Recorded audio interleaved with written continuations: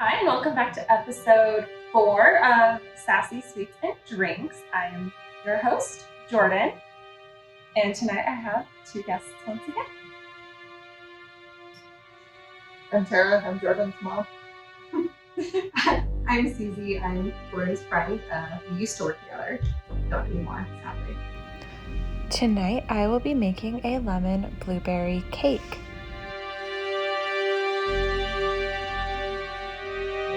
So, tonight I wanted to kick off spooky season with one of the most harrowing stories, but also the first ever documented serial killer. So,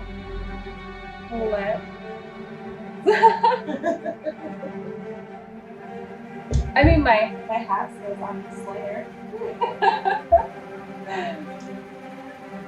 Who is the serial killer? So tonight we're talking about Jack the Ripper. And his first victim, at least the first of the canonical 5. And yeah, that's going to be the topic of the evening. So once again for this recipe we'll be using the creaming method, and as you can see here I've already started to cream together my butter and sugar, and just as last time I will add my eggs one at a time, mix until they're fully incorporated, and then I will continue on alternating the wet and dry ingredients. This time though, before I add either the wet or dry ingredients, I will add half of the frozen blueberries, and then I will add the other half of the frozen blueberries at the end right before I finish mixing.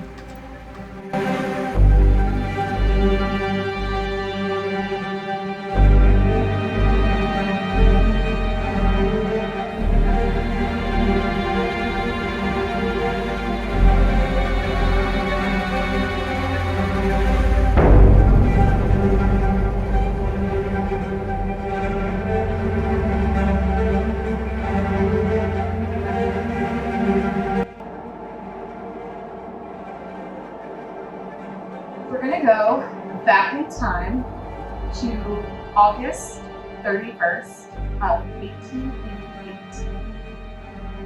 Our location is the east end of London, specifically Whitechapel.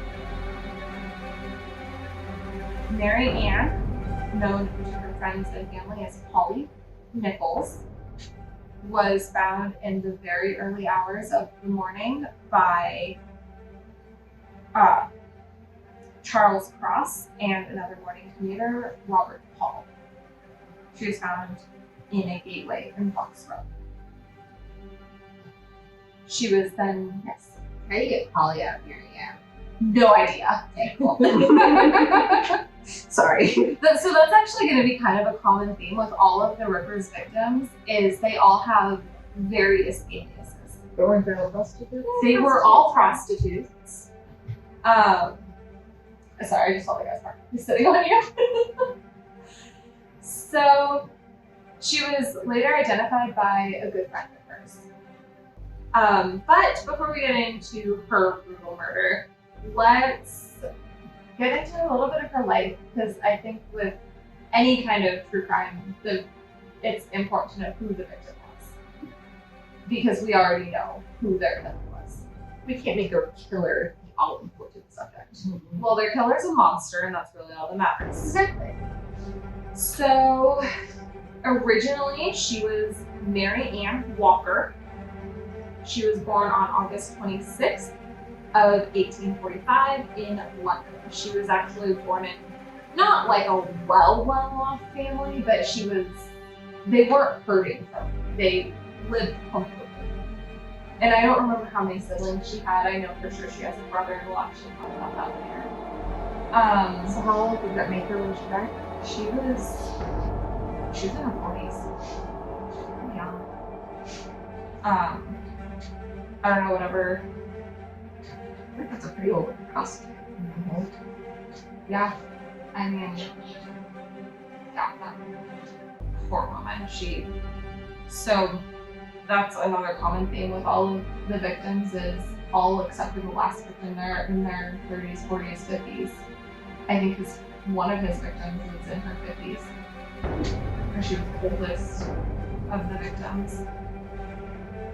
So her mom died when she was 7, which left her with her dad and her other siblings.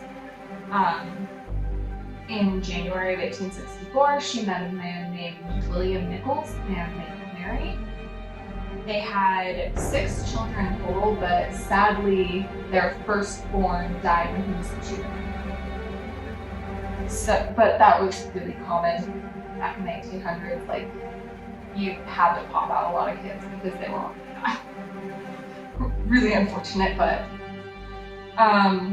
so it seems like at first they actually had a relatively happy marriage, you know, aside from their kid dying, but then they moved into an apartment and her husband, William, took a liking to their neighbor's daughter.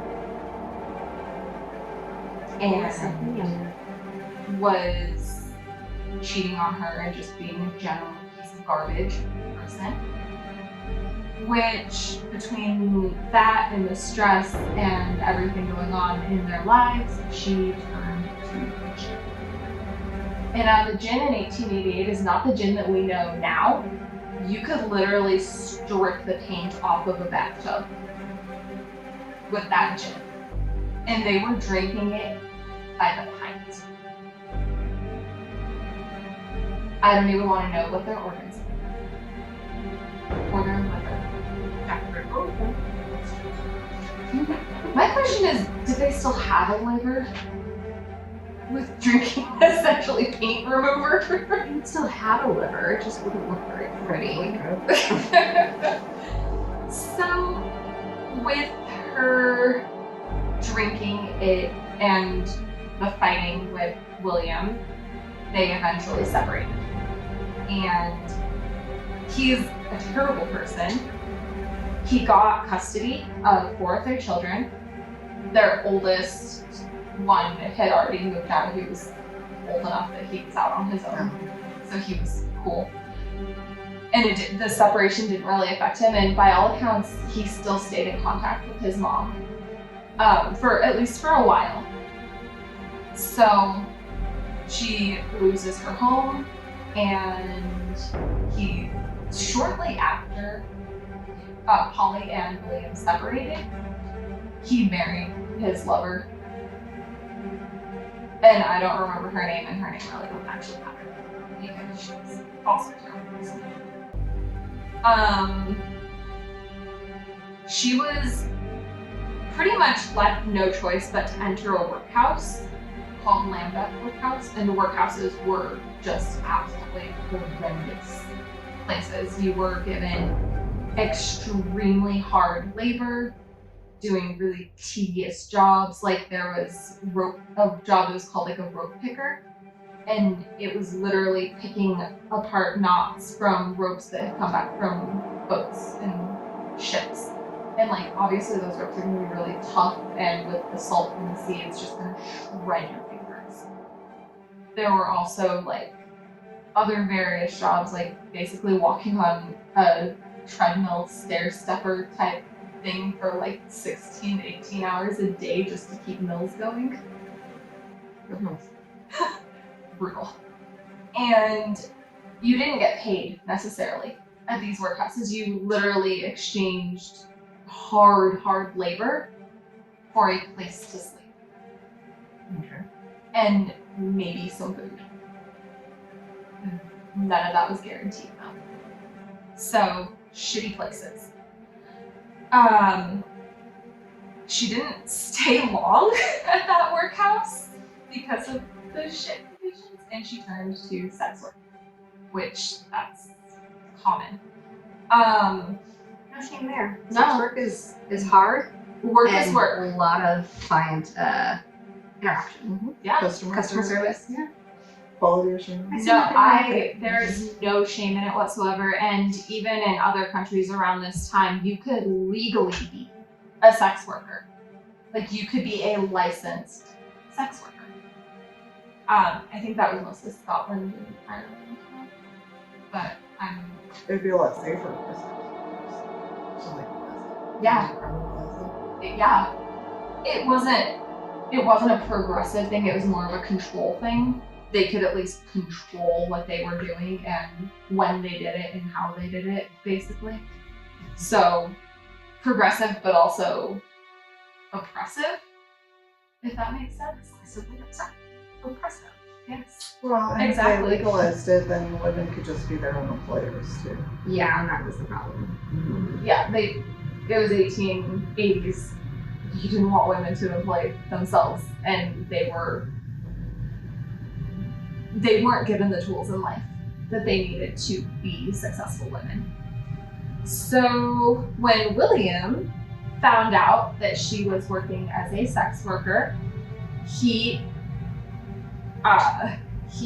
took away her allowance of 5 shillings a week. So back then, when you got a divorce, the husband was required to give you an allowance of 5 shillings a week. Yeah. Today is alimony. So when he found out she was doing sex work, he was like, nope, we're done, and cut it off. She actually took him to court and tried to get him to reinstate it, and he won the case. He was terrible. He was the adulterer, but she couldn't get payment. He lived her couldn't get without help. Yeah. Mhm. So here's the other kicker. At some point in all of this, their youngest child that Holly birthed got christened to him and the woman he cheated on her with. Because he had custody and no women had no rights. So Yep. she no longer existed to her children. She was no longer allowed to be part of her children's lives. And her youngest probably never even got to know her. Yeah. So now that she didn't have her 5 shilling allowance, she had to return to Lambeth Workhouse, where she stayed from April 24th of 1882 to January 17th of 1883. On top of the sex work? On top of the sex work. She ended up getting sick, which who knows what caused it. Likely heavy drinking, could be sex work. Who the hell knows at this point? And she ends up in Lambeth Infirmary, where she stays for 2 days in January. Then she returns to the workhouse, where she stays until March 24th of 1883. And then she actually goes to live with her dad for a while, until her dad kicked her out. I was gonna say nice dad, but apparently not. Because, well, he gave her kind of the, like, you can live with me, but you have to be working, making money, and you have to stop drinking. Okay. So is she not making money with the sex work? She was, but he didn't want her to be making money that way. And So she wasn't making enough to have her own place. yeah, she wasn't able to cover her place.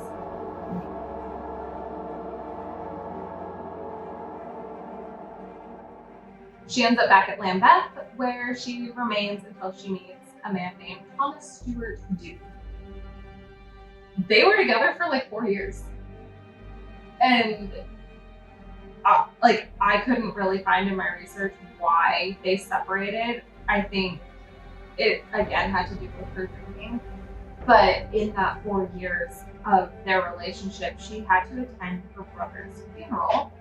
He died in an explosion caused by a paraffin lamp. What a way to go. Also, I'm so glad we don't have those anymore. Dangerous times. Yes. After she split from Thomas, she ended up just bouncing from workhouse to workhouse. And she was at St. Giles Workhouse, Strand Workhouse, Lambeth again after getting caught sleeping in Trafalgar Square. Like, just once. Fuck's sake. She's getting fucked at all angles. Let her sleep. Sorry. I'm thinking literally. I'm talking about Mary here. What's with the hats?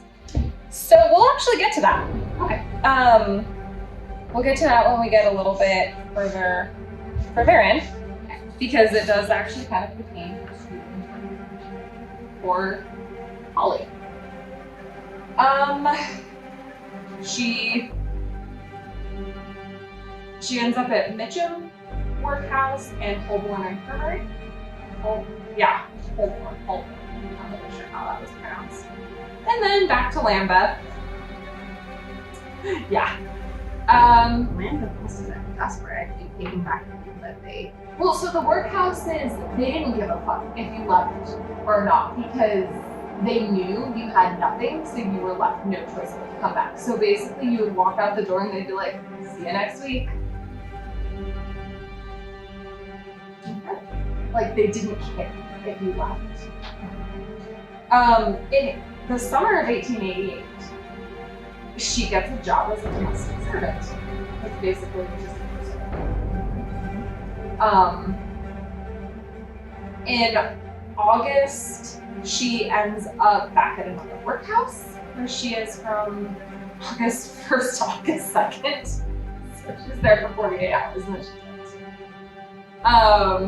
From August 2nd to August 30th, she is staying at Wilmot's lodging house and the White House. So those are two different lodging / doss houses. Those are also they're horrific. And for us three germaphobes, they are probably one of the worst conditions you could put in person.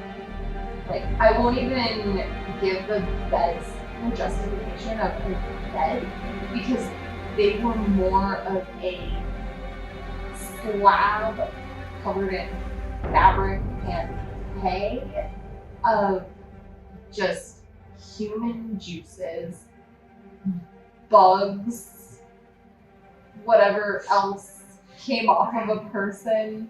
And if you're thinking human sex juices, that's exactly what some of them had on them because it was not uncommon for a man and a woman to rent a bed at a doss house. Now, the workhouses actually did not allow men and women to sleep in the same room. You could have a whole family at a workhouse, but they were separated. The kids stayed with the women, but men and women had to be separate. And if you think about it, it almost makes sense because they don't, like, these are already dire straits. They don't want these people to be. Yeah. So it just, like, it sucks no matter what. It sucks no matter where you were, no matter what you did.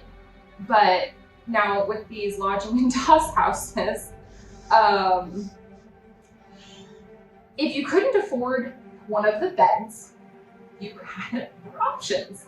You could sit on a bench and hang, they would string a rope from one side to the other, and you could hang over the rope to sleep, which is where they believe the term hangover came from. Well, if you were drunk enough, yeah. That would be an option. You could just like whoop, drape yourself over. Oh, just scratch the shit out of Dang, you you. got some claws. You think you broke skin?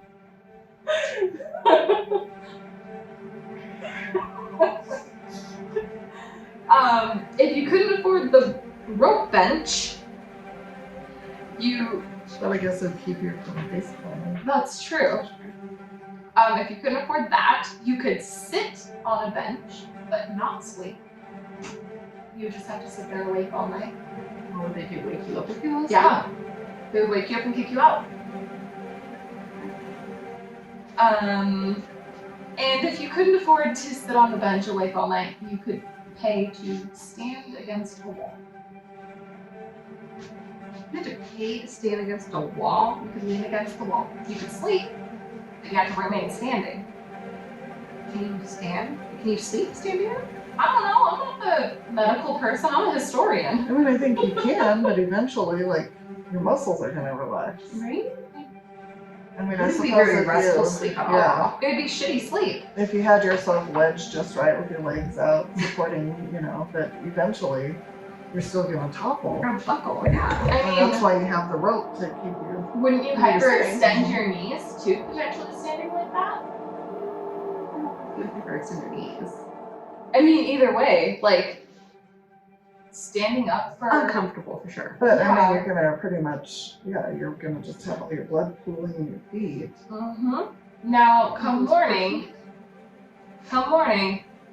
you were out. They kicked you out, and you were back to make money for your next night to stay. Now, to sleep in a bed, it was 4 pence. I don't know what that would be in today's money, but it's a lot of money.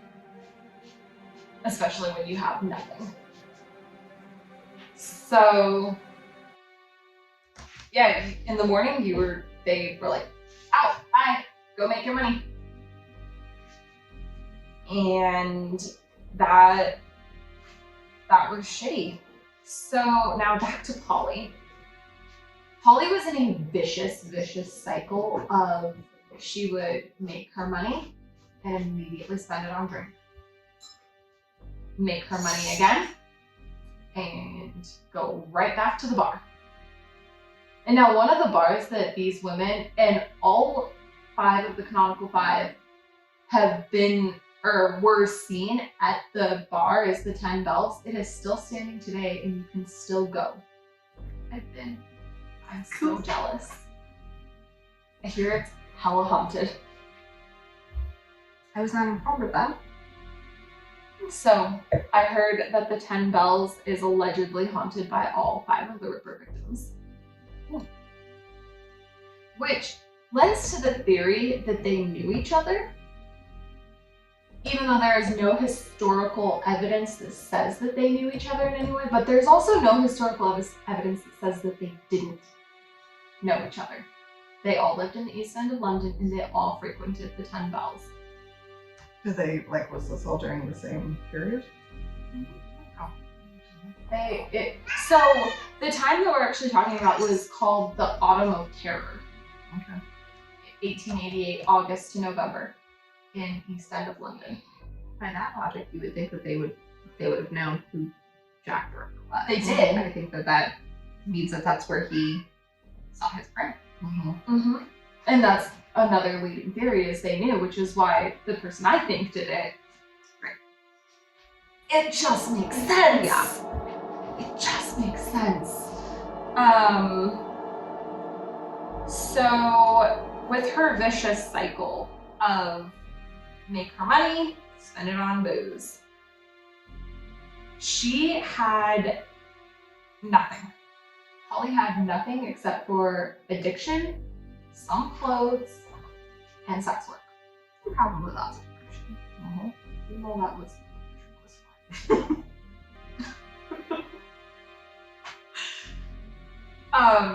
at the time, the women, I think there's actually, I think it's actually written down that almost I think most prostitutes at that time had syphilis. Yeah. So Which would be affecting her mental probably why she drink more. Hey. And it was probably quite painful.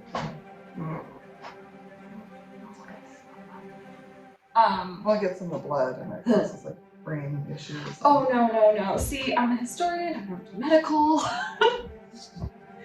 People with syphilis often get Swiss cheese brain. That's Face. That's not a. I'm really glad that that's not the number 1 STD.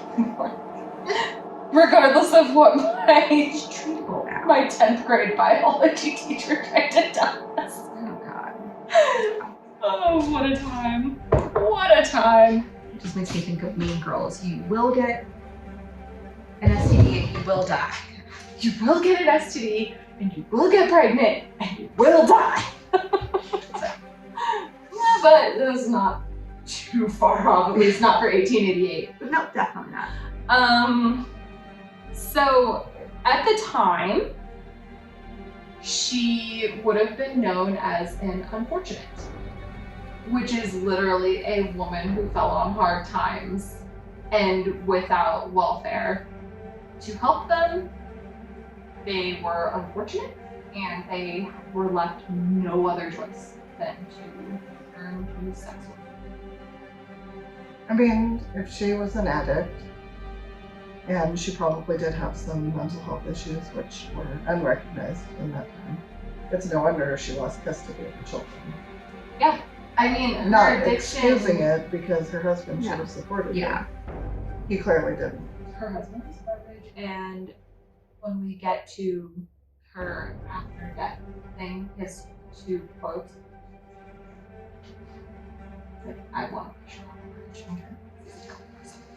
So now the sex work was literally for them to be able to pay for a bite to eat. Sometimes it was literally like it was a single bite, and that had to last them. Right. And sometimes they were just given like weeks old bread. Stale bread. At the moment, it's Yeah. I don't think they cared what kind of bread they were given, honestly, because Food was food. and bread is filling. And if there were maggots or anything, that's actually protein. Yeah, sure. It's actually kind of a lot of protein. Bugs contain a lot of protein. Could have just been picking grass and eating that. Okay, but she was arrested and sent back to a workhouse for taking a nap. Yeah. Okay. Now, Well, because she was working in the East End, right? mhm. Yeah. Okay. And I think Trafalgar Square is closer to the West End, isn't it? Never been. She's been. Yeah, but you're asking me about East West. I don't know my. There were We're no actually mountains. challenged here. There are no mountains. There are no mountains. Can't see the damn mountains all the time. Sorry. I know you're east there if you're closer to the ocean, right? If you can see the No, ocean. you're west. You're west, closer to the ocean. yeah, yeah. You're east if you're closer to like Germany. Okay, so. So back on topic. So the night she was murdered, she was seen wearing a black velvet bonnet. Oh. Definitely not Like black. mine is too on point then. Faded black. I mean, a bonnet. Bonnet, yes, but black velvet. Yeah, black velvet for sure. Well, this is black felt. Close enough. You would have told me black velvet. I would have found the black velvet. That maybe I was so wearing my hat. And maybe my CCC hat. I thought about wearing that one. I thought about wearing that CCC hat too. But this is my currently new favorite hat. I also thought about wearing my witch hat, That would but Okay, so Because she's that is wearing a black black velvet bonnet. nobody had seen her with that bonnet before. Nobody knows how she got that bonnet. There is a theory that I came across with once in my research that it was Jack who gave it to her. I was just about to say it was Jack. All finished. I feel like it might have been. That way he could like identify her later. So she was wearing that black velvet bonnet and she showed up at her lodging house and With all their things. yeah, he probably did a lot of things. Okay, So she she went back to her lodging house, but she didn't have her fourpence. So the deputy, like owner lodger dude, was like, "You gotta go until you come back with your money. Like you can't stay here. Sorry." She'd been there for a month though, and like they didn't care. But you would think at that point, like they also didn't have it much, so they would let somebody stay. You would think, but no, they don't. As long as they get their money. But when she was turned away, she is quoted as saying, "I'll soon get my DOS money. See what a jolly bonnet I have now." Which is honestly super heartbreaking. Like she was just vibing that night. Somebody was treating her well. Mm-hmm. She was vibing. Mm-hmm. Yeah, she had enough of money. Yeah. Something. Yeah. So at 2:30 in the morning, she was met by her friend Emily Holland, who also was the one to identify her. She was very drunk, according to Emily.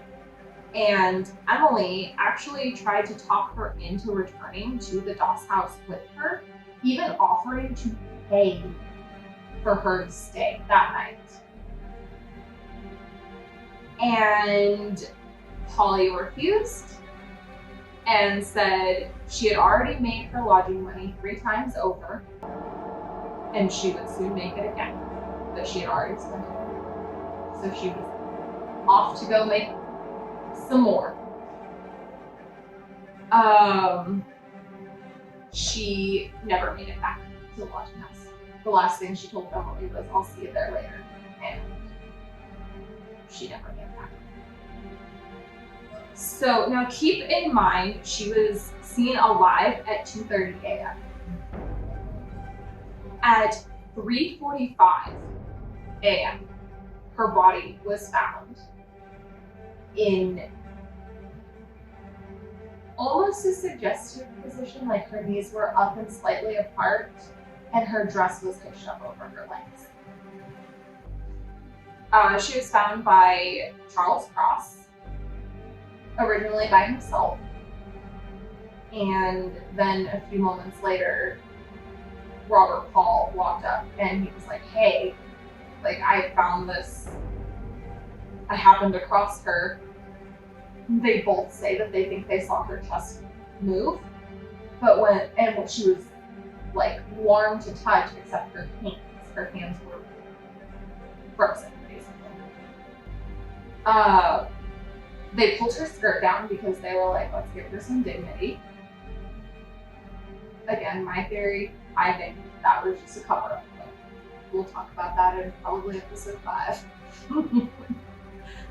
But I mean, at the time, you know, they weren't looking for forensic evidence. There was No. such thing. Like, No, they some didn't disturb know. the the body, scene, yeah. Yeah, they It's- didn't know.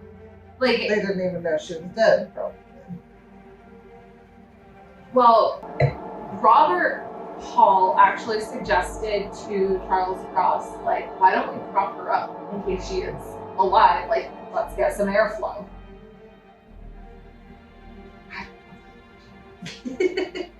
But Charles Cross was like, "No, I'm not touching her. We should go find police and tell them that there's a woman over there."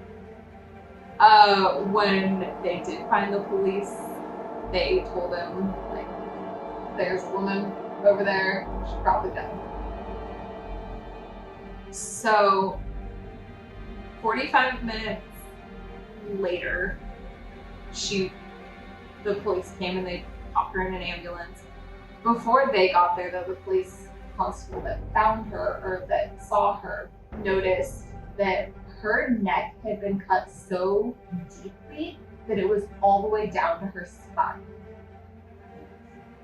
She was almost decapitated. It was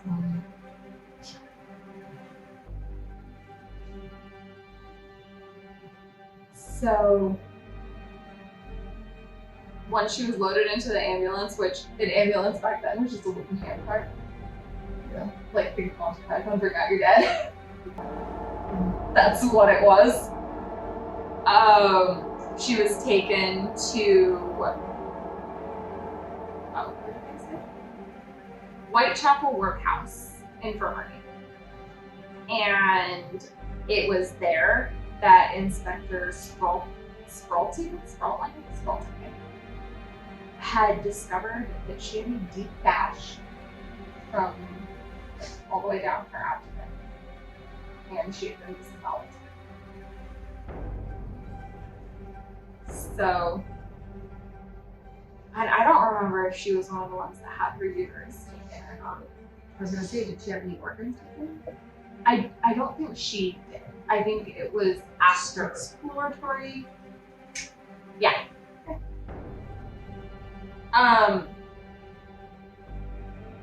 So she was later identified by Emily, her friend, and then once they got a name, she was formally identified by her father and her oldest son. Oh, that's nice. Yeah.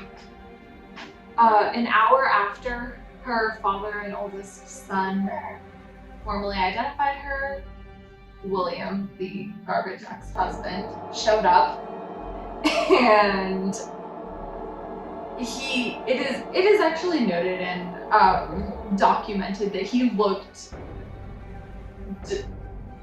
like disbelieving and disgusted and just like horrified by what he saw, which, you know, He should. as you should. Kind of started the fall of dominoes there. It's his fault. He is quoted, his first quote is, after seeing her, he leans in and whispers to her, "I forgive you as you are, what you have been to me." Oh. No. Bitch, what? No. No. Bitch, what? You forgive her? I don't accept your forgiveness. Like, fuck you. Fuck you. Yeah. No. And then according to a newspaper, after he left the mortuary, he apparently emerged from there just ashen and like looked shocked and terrified and just like he was not doing so great. He was quoted as saying, here's another good one from that jerk. "There is no mistake about it. It has come to a sad end." Thank you, Captain Obvious. Mm-hmm. No shit. But what has come to a sad end? Her life that was cut far too short? So there's another theory that floated around for a while, is that these women knew who Jack the Ripper was before he killed them, and he's like a mercy killer. That these women who, like, all of them were on pretty hard times, they all had a lot of shit going on, that they sought him out and asked for him to end their suffering. I don't believe it. That Like- might be the case, but No, it's why not. would they choose to be invested? And so on September 6th, she was laid to rest in an unmarked grave in the City of London cemetery. Her exact location has been lost to time. But in 1996, the City of London put a plaque in the cemetery in her honor that marks it as like, here's the resting place in this cemetery of Mary Helen Nichols. Here's to Mary. We don't drink gin, so sorry. We also don't drink paint or liquor. Lemon blueberry. All of my facts that I shared with you guys tonight, I got from a website called jackripper.org and also from a podcast called Morbid. Okay. It's my favorite podcast. But they did a really incredible 5-part episode, or 5-part series on Jack the